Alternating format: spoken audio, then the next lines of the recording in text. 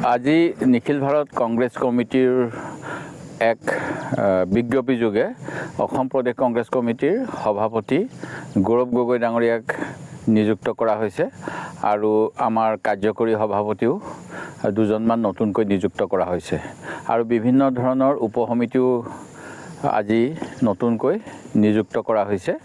মই নিখিল ভাৰত কংগ্ৰেছ কমিটিৰ এই সিদ্ধান্ত শ্ৰীমতী সোনিয়া গান্ধী, শ্ৰী ৰাহুল গান্ধী আৰু আমাৰ দলৰ সভাপতি মল্লিকাৰ্জুন খৰ্গে ডাঙৰীয়াক ধন্যবাদ জনাইছোঁ।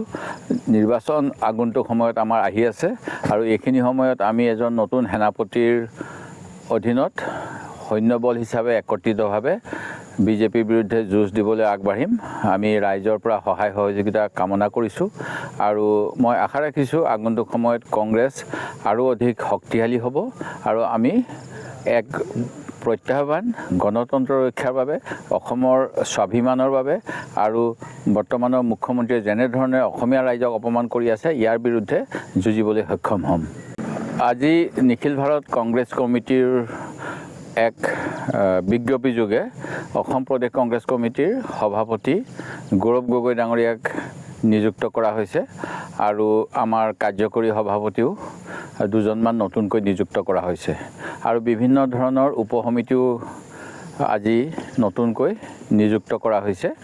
মই নিখিল ভাৰত কংগ্ৰেছ কমিটিৰ এই সিদ্ধান্ত শ্ৰীমতী সোনিয়া গান্ধী, শ্ৰী ৰাহুল গান্ধী আৰু আমাৰ দলৰ সভাপতি মল্লিকাৰ্জুন খৰ্গে ডাঙৰীয়াক ধন্যবাদ জনাইছোঁ।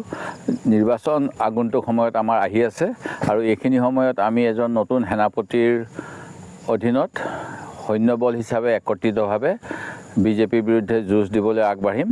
আমি ৰাইজৰ পৰা সহায় সহযোগিতা কামনা কৰিছোঁ আৰু মই আশা ৰাখিছোঁ আগন্তুক সময়ত কংগ্ৰেছ আৰু অধিক শক্তিশালী হ'ব আৰু আমি এক প্ৰত্যাহ্বান গণতন্ত্ৰ ৰক্ষাৰ বাবে, অসমৰ স্বাভিমানৰ বাবে আৰু বৰ্তমানৰ মুখ্যমন্ত্ৰীয়ে যেনেধৰণে অসমীয়া ৰাইজক অপমান কৰি আছে ইয়াৰ বিৰুদ্ধে যুঁজিবলৈ সক্ষম হ'ম।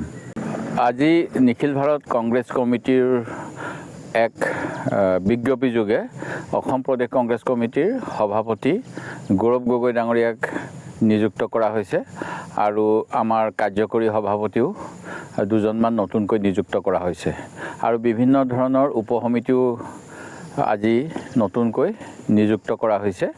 মই নিখিল ভাৰত কংগ্ৰেছ কমিটিৰ এই সিদ্ধান্ত শ্ৰীমতী সোনিয়া গান্ধী, শ্ৰী ৰাহুল গান্ধী আৰু আমাৰ দলৰ সভাপতি মল্লিকাৰ্জুন খৰ্গে ডাঙৰীয়াক ধন্যবাদ জনাইছোঁ। নিৰ্বাচন আগন্তুক সময়ত আমাৰ আহি আছে আৰু এইখিনি সময়ত আমি এজন নতুন সেনাপতিৰ অধীনত সৈন্যবল হিচাপে একত্ৰিতভাৱে বিজেপিৰ বিৰুদ্ধে যুঁজ দিবলৈ আগবাঢ়িম।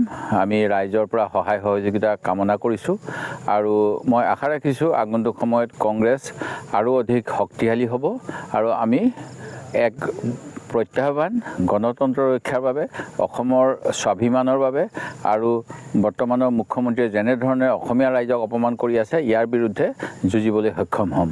যিকোনো খবৰৰ বাবে যোগাযোগ কৰক 7099017330 লগতে 7099017110 নম্বৰত।